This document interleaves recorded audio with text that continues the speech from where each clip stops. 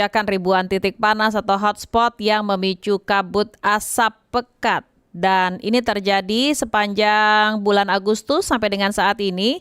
Bahkan darurat kesehatan atau ISPA juga gangguan transportasi dan sebagainya menjadi persoalan tersendiri. Bagaimana penegakan hukum terhadap para pelaku kebakaran hutan dan lahan? Kami akan perbincangkan bersama dengan anggota Komisi 4 DPR RI, ada Firman Subagio. Wawancara Pro 3. Pak Firman, selamat pagi. Halo Pak Firman.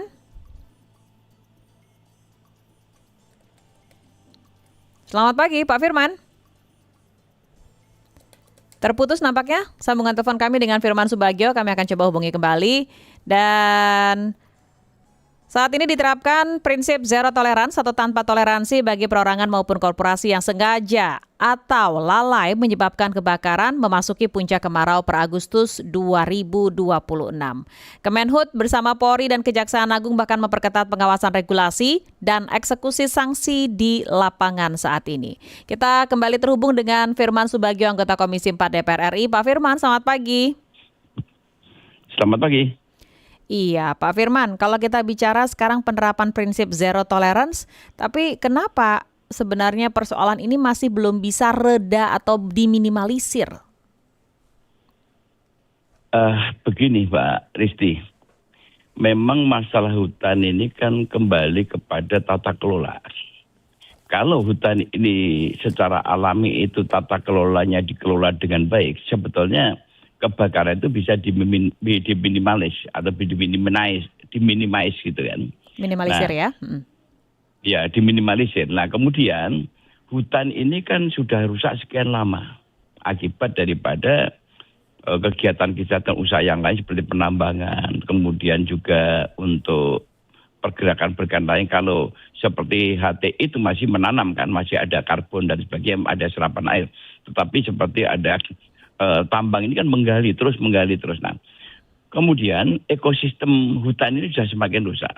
Oleh karena itu, bicara tentang masalah kebakaran hutan ini, kita harus kembali belajar untuk menata ulang. Kalau kita belajar di beberapa negara-negara seperti yang memiliki hutan sama karakternya seperti Indonesia, Brasilia, itu ada satu kelembagaan yang kuat, namanya IBAMA. Nah, kelembagaan IBAMA itu memang dari penanganan dari hulu sampai hilirnya. Bahkan fasilitasnya dibuat. Nah, Indonesia ini kena kebakaran hutan, itu kehutanan tidak mungkin bisa menjalankan sendiri. Dan kemudian sekarang ini kehutanan juga terbentur anggaran yang masih relatif rendah. Padahal untuk menangani masalah kebakaran itu sarana prasaranya itu harus kuat. Seperti di IBAMA itu punya helikopter, punya pesawat terbang, punya waterbombing dan sebagainya. Nah, ini kita nggak ada. Nah, kita ini justru kalau menjelang kemarau panjang itu kita baru sibuk mencari heli, kontrak heli. Nah, ini yang menjadi masalah. Oleh karena itu, dengan diserahkannya kepada Badan Penanggulangan Bencana Nasional, ini juga nggak menyelesaikan masalah. Karena Badan Penanggulangan Bencana Nasional itu tidak berdiri sendiri. Dia harus koordinasi dengan instansi lain. Dia harus berkoordinasi dengan daerah. Yang di mana daerah dan instansi lain ini kan seperti dengan Basarnas, seperti dengan kepolisian, itu hanya sifatnya itu kan untuk peminjaman pesawat itu kan ad hoc ya. Ketika terjadi dipinjam. Harusnya itu semua punya permanen gitu yang dikelola. Jadi selalu siap atau ready ketika mulai terjadi ada titik-titik api di koordinat atau langsung berangkat bersama timnya.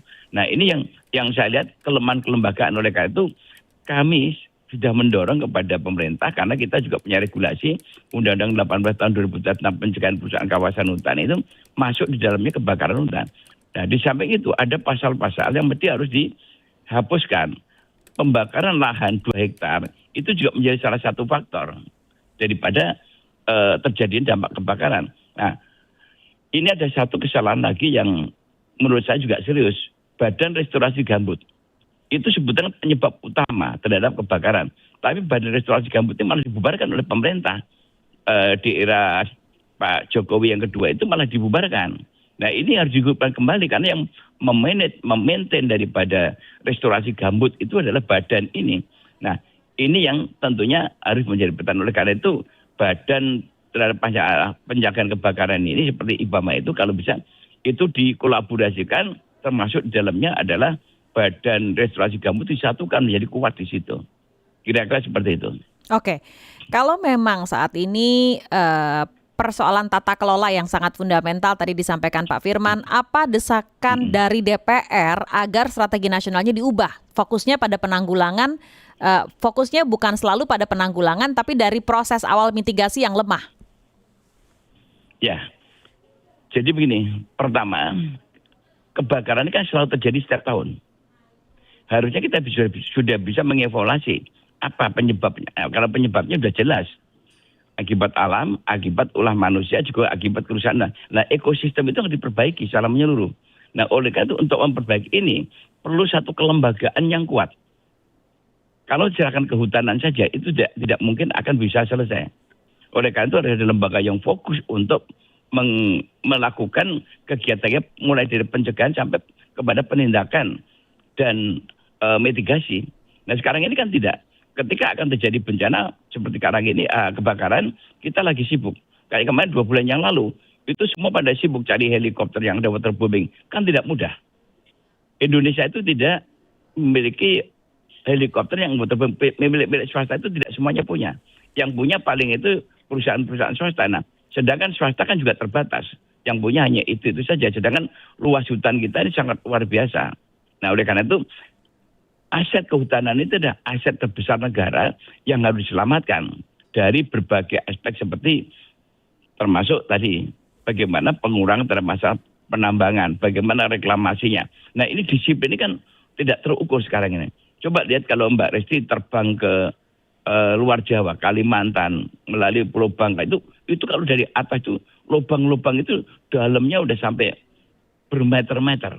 Itu hampir seluruh. Kalimantan itu udah kalau dari atas. Kalau saya ke Kalimantan Timur, Kalimantan Selatan, Kalimantan Barat, itu semuanya seperti itu. Ini yang mempermaklum perlunya ekosistem ditata ulang dan kemudian kelembagaannya yang kuat. Oke, mungkin terakhir nih ya yang saya ingin tanyakan. Mengapa anggaran darurat Karhutla sampai saat ini terlihat belum cair ini Pak Firman, padahal El Nino ekstrim sudah diprediksi dan api sudah membakar ratusan ribu hektar? Ya, mengenai anggaran ini juga kembali lagi yang saya sampaikan tadi. Inilah bentuk daripada kurang hadirnya negara. Menganggap bahwa hutan ini dianggap persoalan serius enggak? Kalau menurut saya persoalan serius. Bahkan saya udah di WA teman saya dari Sarawak tadi ini. Mereka udah mulai protes karena asap udah mulai masuk ke sana. Jadi risiko kesehatan, risiko yang lain itu kan merupakan investasi jangka panjang semua. Kalau dengan adanya kebakaran hutan seperti akan rusak semua itu. Jadi kembali lagi dengan adanya kelembagaan khusus, maka itu punya postur APBN sendiri yang fungsi penggunaannya juga bisa dimanfaatkan itu. Dan kalau perlu kita menjalin kerjasama dengan negara-negara yang memang selama ini jangan hanya mengklaim bahwa karbon Indonesia dibutuhkan, paru-paru dunia itu adalah dari termasuk salah satu Indonesia. Nah kita libatkan negara-negara donor country untuk menyelamatkan, mengawasi atau mengawal terhadap masalah antisipasi dari kebakaran hutan. Saya rasa di negara lain pun juga seperti itu. Mereka yang tetangga-tetangga yang jangan seperti Brunei, Singapura, jangan hanya protes saja. Tapi mereka, ayo dong kita sama-sama, ayo kita nanam, ayo kita membantu supaya next itu tidak terjadi lagi. Nah ini belum ada kehutanan tidak mampu sampai ke situ jangkauannya. Kalau ini punya kelembagaan sendiri, saya rasa ini bisa dilakukan pendekatan baik secara politik maupun secara kerjasama G2G antar negara untuk mengantisipasi ini. Kita nggak perlu malu karena hutan kita terluas di antara negara-negara ASEAN. Saya yakin kalau Brunei diajak kerjasama mesti mau. Kalau Malaysia diajak kerjasama mesti mau. Okay. Kemudian meskipun saat ini mereka juga paling banyak mengklaim ya bahwa kesalahan yang sama tidak pernah diperbaiki. Mereka ada yang menulis seperti itu di salah satu media asing begitu Pak Firman? Iya, karena itu kan saya katakan tadi, mereka juga hanya mengklaim saja, tapi pemerintah Indonesia harusnya mengajak mereka kan butuh juga bahwa hutan ini kan seperti Malaysia, dia banyak punya tanaman sawit di Indonesia. Bahkan di Singapura itu banyak perusahaan yang investasi tambang di Indonesia. Ya yuk dong, ini menjadi kewajiban bersama untuk memperbaiki ekosistem sehingga hutan kita lestari dan kemudian saling bisa dimanfaatkan tetapi tidak mengurangi terhadap kemungkinan terjadi kebakaran setiap tahun seperti ini. Kita ini kan Oke. selalu menjadi Ya. pemadam kebakaran gitu ya. Oke, di tengah situasi saat ini kita tahu bahwa biasanya yang menangani hal-hal seperti ini adalah BMKG, BNPB, termasuk juga dengan OMC. Tapi kita sedang fokus perhatiannya terserap ke kondisi terkini di NTT pasca gempa. Nah, gimana nih dengan sekarang dan juga kembali lagi ya, anggarannya tidak ada. Nanti akan menjadi alasan yang sangat signifikan. Apa mungkin yang bisa di-push dari Komisi 4, Pak Firman? Kalau saya tetap mengusulkan dibentuk badan khusus pencegahan penanggulangan kebakaran hutan seperti di IBAMA itu. Bahkan di Brasil itu sudah pernah menawarkan, ayo Indonesia kan punya karakter yang sama, kita kerjasama. Tapi waktu itu, ketika itu tahun 2009 saya sudah ke sana membawa aparatur dari kehutanan. Terus regulasinya kita buat. Sudah ada di Undang-Undang 18 bahwa pemerintah perlu membentuk badan penanggulangan kebakaran hutan, sudah dibentuk badannya. Tetapi sampai sekarang kan tidak dibentuk oleh pemerintah. Artinya kan kurang serius dari mulai tahun 2009 sampai sekarang. Nah, oleh karena itu kembali kepada budget. Kalau seperti ini, mohon maaf ya, ini konon katanya bencana gempa bumi akan terjadi lagi di beberapa titik lokasi, di beberapa wilayah. Sudah ada warning kan. Bahkan saat tadi pagi sudah dapat WA di beberapa titik sudah mulai ada gonjangan-gonjangan. Kalau ini terjadi pada posisi kemarau gini, ini BNPB tidak akan mampu mengatasi. Harus ada lembaga sini yang konsentrasi mengenai hutan, bahwa hutan ini adalah merupakan aset terbesar negara Indonesia. Itu.